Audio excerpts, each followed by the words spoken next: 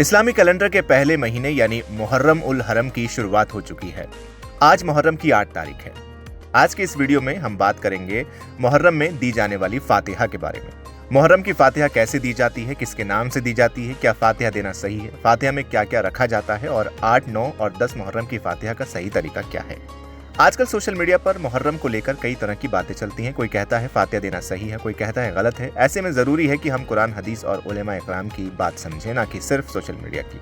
मुहर्रम इस्लामी साल का पहला महीना है और इसे अशहुरुल हुरुम यानी इज्जत वाले महीनों में शामिल किया गया। इस महीने की खास अहमियत है क्योंकि इसी महीने में करबला का वो दर्दनाक वाकया हुआ था जहां हजरत इमाम हुसैन रजी अल्लाह तआला अन्हु, उनके परिवार और साथियों ने इस्लाम और सच्चाई के लिए कुर्बानी दी। साल 2026 में भारत में 10 मुहर्रम यानी यौम आशूरा लगभग 26 जून को मनाया जा रहा है।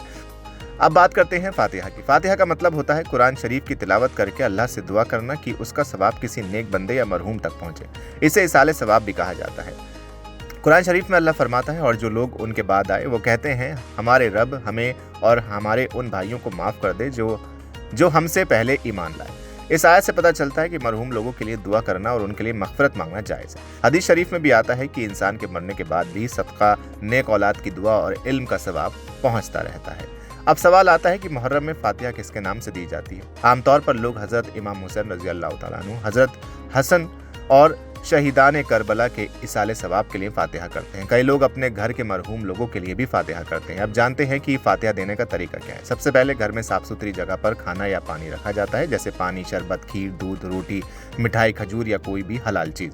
कई जगहों पर लोग सबील भी लगाते हैं, यानी राह चलते लोगों को पानी या शरबत पिलाते हैं। इसका मकसद सिर्फ सवाब कमाना और करबला के प्यासे शहीदों को याद करना होता है। अब फातिहा कैसे पढ़ें? सबसे पहले वुज़ू कर लें, फिर क़िबले की तरफ बैठ जाएं। इसके बाद बिस्मिल्लाह पढ़ें, दुरूद शरीफ पढ़ें, सूरह फातिहा, सूरह इखलास 3 बार, सूरह फलक, सूरह नास, आयतुल कुर्सी और अगर हो सके तो थोड़ा कुरान शरीफ भी पढ़ें। इसके बाद हाथ उठाकर दुआ करें, या अल्लाह हमने जो कुरान शरीफ पढ़ा, जो दुआ की, उसका सवाब हज़रत इमाम हुसैन, शहीदान करबला और तमाम मरहूमीन को अता फरमाए।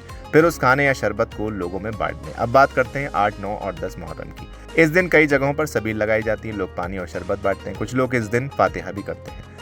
अब बात करते हैं 9 मुहर्रम की। इसे तासुआ कहा जाता है। इस दिन इबादत करना, कुरान पढ़ना और रोज़ा रखना अच्छी बात मानी जाती है। कई उलमा कहते हैं कि 9 और 10 दोनों दिन रोज़ा रखना बेहतर है। अब बात करते हैं 10 मुहर्रम की यानी यौम आशूरा। ये बहुत अहम दिन है। हदीस शरीफ में आता है कि आशूरा के दिन का रोज़ा पिछले 1 साल के गुनाहों का कफ़ारा बन जाता है। इसी दिन करबला में हज़रत इमाम हुसैन रज़ी अल्लाह तआला अन्हु और उनके साथियों ने शहादत पाई थी। अब सबसे ज़रूरी सवाल, क्या फातिहा देना सही है? दोस्तों, उलेमा इकराम के मुताबिक अगर फातिहा सिर्फ इसाले सवाब और दुआ की नीयत से हो, उसमें किसी को खुदा न माना जाए और कोई गलत अकीदा शामिल ना हो, तो ये जायज़ माना जाता है। लेकिन अगर कोई दिखावा करे, फिजूल खर्ची करे या गलत रस्मों को इस्लाम समझे तो उससे बचना चाहिए। मुहर्रम सिर्फ मातम का महीना नहीं है, बल्कि सब्र, इंसाफ और कुर्बानी और इंसानियत का पैगाम देने वाला महीना है। इसलिए गरीबों की मदद करें, पानी पिलाएं, रोज़ा रखें, दुआ करें और इमाम हुसैन की कुर्बानी से सीख लें। फिलहाल इस वीडियो में इतना ही। उम्मीद है आपको ये वीडियो पसंद आया होगा। वीडियो को लाइक करें, शेयर करें और चैनल को सब्सक्राइब करना बिल्कुल ना भूलें।